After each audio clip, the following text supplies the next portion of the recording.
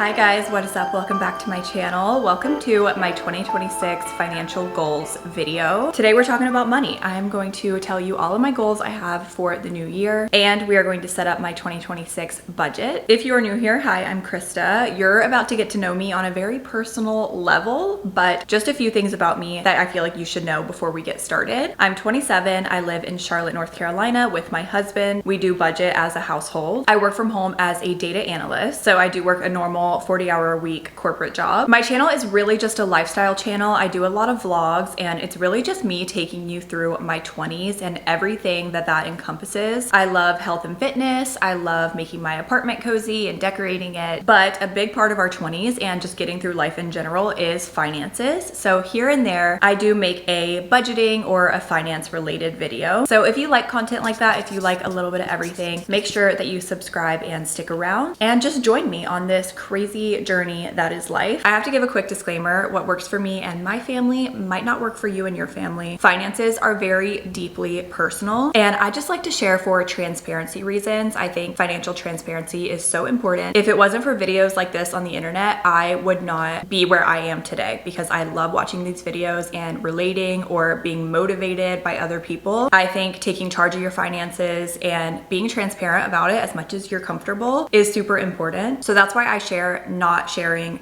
to try to give you any kind of advice. If you see me looking down, it's because I've got my laptop here. I'm gonna open it up and pull up my 2026 goals. I wanted to take a look back at my 2025 financial goals to get us started, because 2025 actually ended up being a really good year financially. I feel like 2025 was a transformative year for me and my finances. I got married in 2025, and having a wedding is really what prompted me to start budgeting, tracking my spending, and saving, because before that, I didn't really care to do those things. You can see in my goals that it was a really transformative year where I was able to do a lot more than I thought I was going to be able to do. So one goal in 2025 that I checked off is share budgeting and finances more. I did that here on my YouTube channel. 2025 was the first year that I set goals and shared them publicly on YouTube regarding finances. And I'm so glad that I did that. I really think sharing for me holds me accountable, and it makes me try harder for my goals. Finances are so personal, and it can be difficult at times to put it out there on the internet. Sometimes these videos get pushed out to not the kindest people, but I think the benefits really do outweigh any of those cons, because it also pushes it out to a lot of really great people who are really supportive, and you're on the same page, and it creates a great community that is very motivating to me. In 2025, we had a wedding, which is a very expensive event, and we went on our dream honeymoon. We did not pay for these things solely on our own, but we did contribute a large amount, and we saved a lot for both of these things. And that is something to be proud of, because the finances were one of the most stressful parts about the wedding for me. I set a goal to pay $6,000 on my student loans, and I haven't even made my December payment yet, and I have already paid $10,000 off on my student loans this year.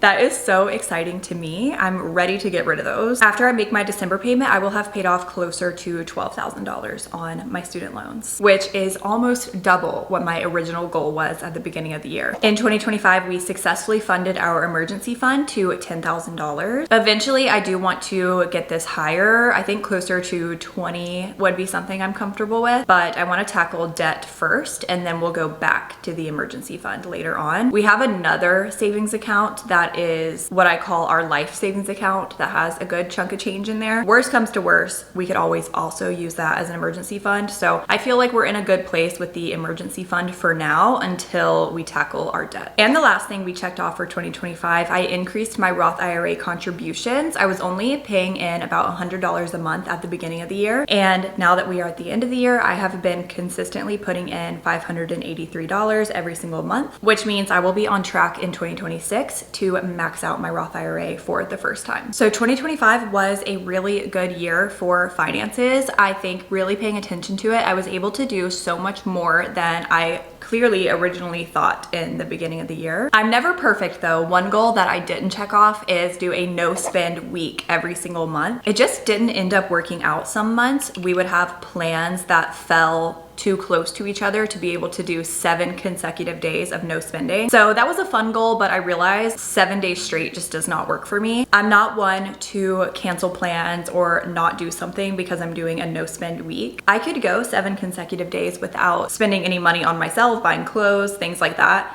But if my girlfriends want to have a girls' night, I'm not going to say, no, I'm doing a no spend week. So for that reason, it didn't really work out for me. I think something that would work out better is doing average 10 no spend days a month. I feel like that's a more realistic goal, so you don't have to do them consecutively. So yeah, not perfect, but I am proud of myself as someone who just a few years ago didn't pay attention to any of this stuff, had no savings, how far I have come in this time. Let's get into my 2026 goals. My mantra and priority for 2026 is to invest in the future and savor the present. My goals, I think, reflect this. I really want to enjoy life while being cognizant and thinking about my future at the same time. So that key thing of balance, doing a little bit of everything. Another thing that happened to me in 2025 is I survived a stroke. I've started switching the lingo from I had a stroke to I survived a stroke because a stroke is no joke, and I'm truly lucky to have walked away from that. I feel like I know that no day is promised, and I was already very aware of that and thought about that all the time before my stroke, but that was quite the reminder. So as much as I want to save for my retirement and save for my future, I also want to enjoy my time now, enjoy my 20s, enjoy the period of life that I'm in, and I'm going to continue to do that. I'm going to spend money on living life now, and I'm not going to feel guilty about that. The past few years, I feel like every single year I've had something big happening, whether it was moving to Florida, then moving back to Charlotte, then having a wedding. All these things are big life events that are expensive. And just looking ahead for 2026, obviously some things can change, but we don't have any big milestone events coming up this year that I am aware of. So for that reason, I think financially this should be a very steady year where we can focus on things besides just saving up cash for these large milestone events. The next life milestones that I could think of would be things like buying a house. I don't see that on our horizon in 2026 for us because we don't want to buy property until we know we're going to be somewhere for 5-ish years at least. And we still don't know that. We're still young and we are still very open to any career opportunities that might move us around. So we're still not really open to property. We still enjoy our city living, walkable area. So I don't feel like we really need to save for a house this year. I'm still on birth control, so unless something crazy happens, no kids this year. Those are things that come to mind for me when I think of more expensive things that I look forward to in my future, but just not in 2026. And again, I think you'll see this reflected in my goals. My first goal for 2026 is to switch to an invest first mindset. I want to automate my investment. In 2025, I was still a little nervous around investing and not quite sure if we could swing it. So at the end of every single month, I would say, okay, we have enough money left over, so go ahead and put the money in our investment accounts. But in 2026, I want to switch that around and I want to invest first. I want to set it as an automatic transaction that comes out every single month, and then we live off whatever is left over after the investing. I think in order to do this, you have to have a really good grip and understanding of your finances. You have to know what's coming in every month, what's coming out every month to feel comfortable doing that, because I was not comfortable doing that all of 2025. I feel like I've been tracking it long enough now and I understand what our month to month looks like that I feel comfortable enough going ahead and putting our investment contributions on an automatic cycle so that every single month it comes out. I want to put 30% of my social media income aside for taxes. I started doing this in 2025. So I have a high yield savings account that has my tax money in it so that when the tax man comes around in January, I can pay him. I like to set it as a goal just as a reminder for myself, because any money you make off social media is not taxed. So what YouTube pays me, if I make money from affiliates, no taxes. I have to put that money aside myself. I put aside 30% and I'm totally fine if that ends up being a little bit higher, because after I file my taxes this year, if I have anything left over, I'm just gonna put it straight onto my student loan. I want to continue to share my financial journey. I love watching these videos. I love being part of this community, and I greatly appreciate financial financial transparency. I think it's important for women especially to take control of our finances and be transparent about these things. I want to try to do a low spend month. I know this is kind of contradictory to what I said about my 2025 goals, but this is actually something on my 30 before 30 bucket list, is to do some kind of financial challenge. And I think a no spend month would be perfect for me. I'll probably set certain rules, like I'm allowed to have a girls' night, but it'll be like no clothes for myself, just trying to be more of a low buy month. I'm slating this for February because February is kind of a slow month. I feel like there's just not a lot going on. So I would like to try a no spend, low buy month this year. It probably will not become a regular thing for me, but I think doing it as a challenge will just be a fun mental battle. I want to work on my money guilt. This is something I've always struggled with. Spending money is just kind of hard for me. I think when you are so tuned into your finances that it makes spending a little bit harder, because you know you're gonna have to go home and write that in your spreadsheet. But I don't think I'm in a place right now where I need to feel super guilty about spending money. I am able to save and invest every single month. I am on track to reach all my goals that I have set for myself financially. So it's okay to relax a little bit and have a little bit more fun than I usually allow myself. I think it's a little bit of luck and definitely privilege throughout my life that I'm in this position, but I also do work hard. I went to school for a long time. I work a job. My husband works very hard at his job. Of course, we've had a lot of privilege in our life, but we also have worked hard to set ourselves up to be able to enjoy life. I think something that's gonna help me with this year is actually budgeting for fun money in the budget. On a monthly basis, I will get, I don't know what it'll be, maybe 100, 200 bucks to just have some fun, do whatever I want with it. Now for my numeric goals, I love a numeric goal because you can actually check this off. A lot of these other ones are somewhat subjective, but a numeric goal, you can very easily just look and see if you successfully did it or not. A general rule of thumb that I like to follow is the 50-30-20 method, which means 50% of your monthly income goes towards your needs. That's things like your housing and your food. 30% goes towards your wants. That's things like entertainment, clothes, more fun things. And then 20% goes towards your savings and debt. So at the very minimum, I like to save and pay off debt with 20% of our income, but I really aim for more like a 30% savings rate. But as long as it falls monthly somewhere between 20 and 30, I'm usually happy. For my investment goal for the year, I would like to invest $15,000. This is between me and my husband. This is actually the exact amount we can both put into our Roth IRAs. If you didn't know, they increased the Roth IRA contribution for 2026. In 2025, you could only contribute $7,000. In 2026, you can contribute $7,500, which means between me and my husband, we can contribute a total of $15,000. So that's the investment goal. We'll both be maxing out our Roth IRAs. I would like to save an additional $10,000 into our high yield savings account. I have a couple different high yield savings accounts. I actually broke them out further recently. So right now I have what I'm calling our future fund. This is the high yield savings account that will be used for a future house or a future car. I feel pretty comfortable with what we have in that account right now. So I'm not super worried about building that up. And then I broke out another fund that is our travel fund. That's the one I really would rather focus on this year. So that $10,000 will likely be going more into the travel fund, but we'll also be using it a lot this year. We have 2 larger trips planned already. So I just want to be cognizant of that, make sure that we are saving for travel because we're planning to travel. So we need to make sure we have money in there, not only to book our tickets and hotels and stuff, but so that we have cash when we get there and we can enjoy our trips. So just general cash savings, $10,000 on top of the investments. My husband and I do share a car. So that's something I always kind of keep in the back of my mind. If something happened to our car, we would need to go out and buy another car. But I do feel comfortable with what we have in our future fund, that if something did happen, we could go out and buy a car. So I'm not too worried about that account for that reason. And my last goal numerically is to pay off $15,000 in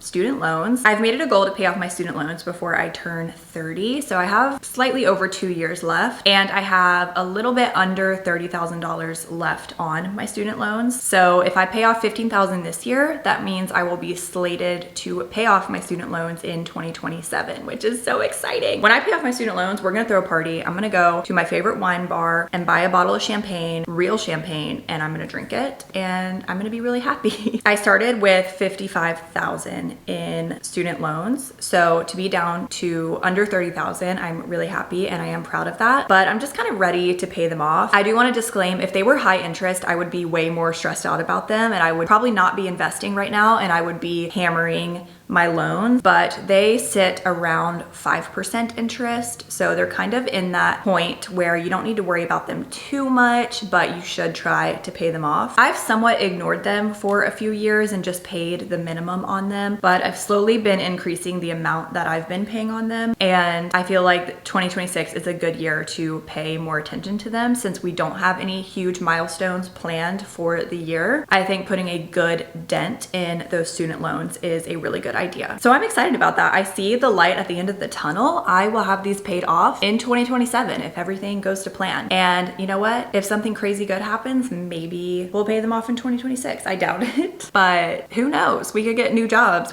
Things could happen. So I feel excited about that. Because we have shared finances, you obviously see some of my husband's business, but he's not really a social media guy. This is not his channel. So I don't like to put too much of his business out there. When I set up my budget though, you will see that he also does have student loans. He has a lot less than me, and when bonuses for work get paid out in the spring, the plan is to completely pay off his debt. That's why we're not worried about his, because we know they're going to be paid off in just a few months when he gets his bonus from work. So to me, those don't even exist right now because we already have a plan to get those paid off. Those are my 2026 goals. I feel like they're ambitious, but they are flexible. I'm not trying to be perfect. I don't want money to be my whole personality. I just want to feel like I'm prepared. I'm thinking about my future, but I'm also enjoying my life on a day-to-day basis because no day is promised.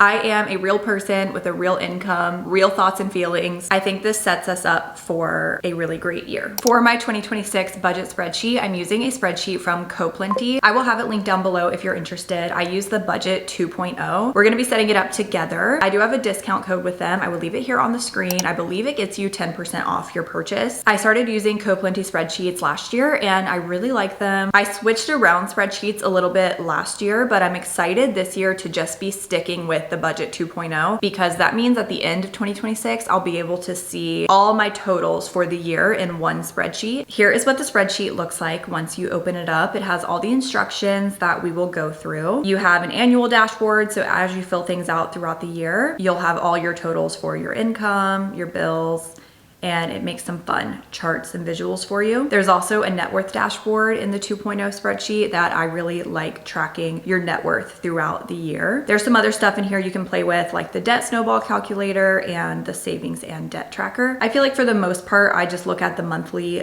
budgets, but they do have other things in here if you want to play with them. Starting with the instructions, we're going to go over to the annual totals tab, and this is where you put in all of your names for everything. Starting with income, let's do K paycheck number 1, W paycheck number 1, K paycheck number 2, W paycheck number 2.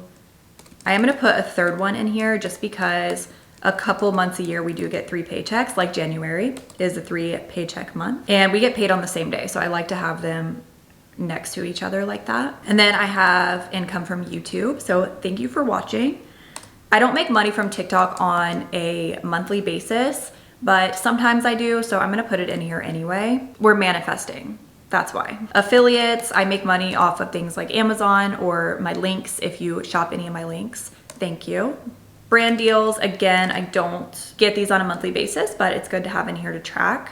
And then I'm just gonna put one in as other income in case we have anything else. So then if you go over here to January, you can see it filled in the income names. For bills, I have rent, Wi-Fi, car insurance, phone, electric, and pet insurance. Subscriptions, I have iCloud, Google Workspace, that's my website, gym, Netflix, YouTube TV are our streaming services, and then we have Spotify.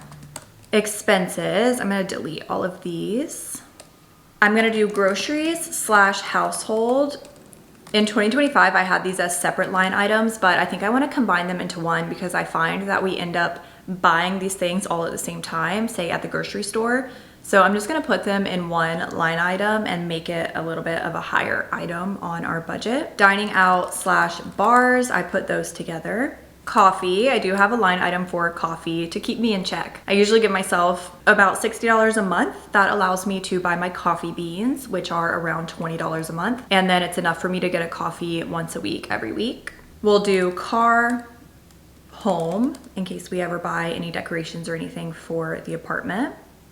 Health / medical, beauty. I've been taking a nail break, so this category hasn't been super high lately, but I have maintenance costs, so some things do come up. We'll do pets. We have a dog and a cat. Transportation, that's if we take Ubers or Lyfts or public transportation. Entertainment, that's if we go to the movies or do something fun with our friends. I'm gonna do miscellaneous.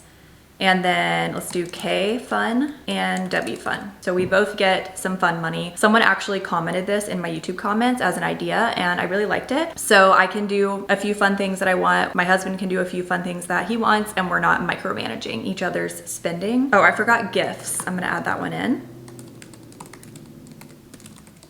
Okay, I think that's all the expenses that we're gonna be tracking. And then lastly, savings. We have K Roth IRA, W Roth IRA. We have emergency fund, travel fund, and future fund. For debt, we have K student loans and W student loans. I am gonna take a second and just add some fun emojis behind all the different categories. I think it makes the spreadsheet just a little bit more fun. Okay, I added a bunch of emojis. I tried to make them as relevant as possible. Some of them are kind of random, and in doing that, I realized I forgot to put travel in my expense category. And if we have any monthly travel expenses, if we do go on vacation during a month, I like to have travel in there as an expense. So I went ahead and added that one in. So if you go over to your monthly spreads, you will see that everything is nice and filled out. It looks so good. Back over on the instructions, you can go and change the dates for everything. You can add in your income and then you can set your budgets for all the categories. So let's do that for January. This is from 2025, so I'm just gonna change this date to January 1st, 2026. Paydays in January are the 2nd, the 16th, and it's a 3 paycheck month, so the 30th. YouTube usually comes around the 22nd. TikTok, affiliates, brand deals, and other income are not guaranteed, so I'm not gonna put any date. I'm still not fully comfortable putting our exact income out there, but you'll get the idea as I go through the budget. Rent is due on the 1st. It is $2,900. Wi-Fi also comes out around the 1st. It is $90.29. Car insurance comes out around the 5th. It is $140. Phone is around the 11th. It is around $100. Electric is around the 18th. I budget $150, but it does vary quite a bit. And pet insurance is the end of the month, and it is $105.50 for both of our pets. iCloud comes out around the 1st, and it is $6. Google Workspace is the 1st, and it is $14. Gym is around the 20th. We pay $305 for both me and my husband. We have different gyms. He goes to one. I go to like a yoga spin studio. So it is a little bit more expensive, but health and wellness is something that I will always happily spend my money on. It's so important to take care of yourself. Netflix comes out sometime around the 25th and it is $19.29. YouTube TV is the end of the month and it is $90.87, and Spotify the end of the month, $18.22. Let's go over here to savings. Roths with the increased contribution will both be $625 a month. I'm gonna put 0 for the other funds for now. At the end of the month, if I do have anything left over, it will go probably split between our savings and onto debt. Same with the debt here. I'm gonna put $1,250 for me and 0 for Will. $1,250 is exactly what I need to put in every single month in order to reach that $15,000 goal. So I am gonna set it in the budget as my goal, goal. If it doesn't work out, that's okay. But hopefully most months we'll be able to make that happen. I think some months we'll be able to do even more than that. Some months might be less, but overall that is the goal. And now our expenses, groceries and household, I think I'm gonna do 900. That might be a little high, but from tracking the past few months, I think between our groceries and our toiletries and just things for the house, around 900 is probably about right. Dining out in bars. Looking at my January schedule, we do have Will's birthday, so I feel like we will probably do a nicer dinner for that. So I'm gonna put 400. Coffee, 60. Car, I usually do 75. I don't think I need anything for the home in January, so I'm gonna do 0. Health and medical, I always do 200. Beauty, I'm not doing my nails right now. I don't have any facials scheduled in January. I just got my hair cut. Something usually comes up, so I'm gonna put 100, but I'm not sure. Pets, let's say 200. Transportation, 50. Entertainment, we don't have anything planned right now, but I'll put 50. Travel, we're going to Savannah for a weekend in January. I've booked the hotel, but we don't actually pay until we get there. So I'm gonna put 1,000 for that weekend, but just for now, I'll come back to that if I need to add more. Gifts, again, I don't really have anything. I'm planning to buy Will's birthday present in December. So I'm just gonna put 100 because again, things tend to come up. Miscellaneous, I'm gonna put 100. K fund, I'm gonna put 100, and Will fund, I'm gonna put 100. I've budgeted with $9,873. If you actually did put your income in, let's just put 15,000. You can see it tells you what you have left over from everything I've budgeted. I would have $5,000 left over, but we're not putting that in. I do have some wiggle room here, but I'm just gonna leave it like this for now because I do think it's possible we end up spending a little bit more on our weekend in Savannah, especially since we have to pay for the hotel. And then again, anything we have left over will go between the savings and extra payments onto the debt. I just love the addition of the emojis this year. It looks so cute. It automatically does all the tracking for you. So let's say we pay rent and it's 2,800. You would put that in, put in rent, let's say January 1st. So all the things are here. It's rent. And then it will start to fill out all the charts for you. It tracks the rent here. I just love this spreadsheet, but we haven't done that yet, so I'm gonna delete that. Coming back over here to the README, we've done steps 1, 2, 3, 4, and 5. We can go over to the savings and debt overview and set up our goals here. So my goal for my loans was to pay off $15,000, which is about $1,250 monthly, starting at 0. So you can see it'll take about 12 months to reach my goal. And then let's say travel fund, 10,000. Monthly, what's that, $833 I think a month. Yep. So then by the end of the year we will have put $12,000 into the travel fund. So this will just help you track your progress on these goals. The last thing I want to do is change the colors because the spreadsheet comes in this neutral color scheme, which don't get me wrong, I love this color scheme, but I used this for most of 2025, so I thought it would be fun to switch it up this year. Do we want to do blue or green? I think we should do green to manifest money. I'm looking up green color palettes. Let's see if anything speaks to us. I kind of like this fresh minty green here. So then I'm gonna go over here to the budget. I'm gonna delete this YouTube tutorial off the top because I don't need it. I'm gonna go up here to the fill, and then we're gonna edit the custom. And then I'm just gonna copy these colors. So I'm gonna copy the hex codes and paste them in here. So the second one is just a little bit darker. Copy it, come over here, click accent 2, click add, and then paste it in the hex code. Accent 3, a little bit darker. Okay, so we have this nice kind of minty green color going on here. And if you start filling this out, the charts will start to fill out with all the different colors. So let's just put in some random charges here. So you can see the darker colors kind of start to come through on all the different charts. I'm also gonna delete the README just because I don't need it now that we're all set up, just to clean up the spreadsheet a little bit. Okay, I think it looks good. I think this is our 2026 budget. I love filming these videos because they genuinely get me excited for a new year. I'm like, we have some great goals. I think I did a really good job at prioritizing everything that's important to me, but making sure that we're also staying focused. I hope this inspired you maybe to set some goals, take control of your finances. Make sure you subscribe if you want to see me reach these goals. I do monthly resets a lot where we check in on these goals. So make sure that you subscribe and stick around found, especially if you made it all the way to the end. Thank you as always for watching, and I will see you all so very soon in my next video. Bye guys.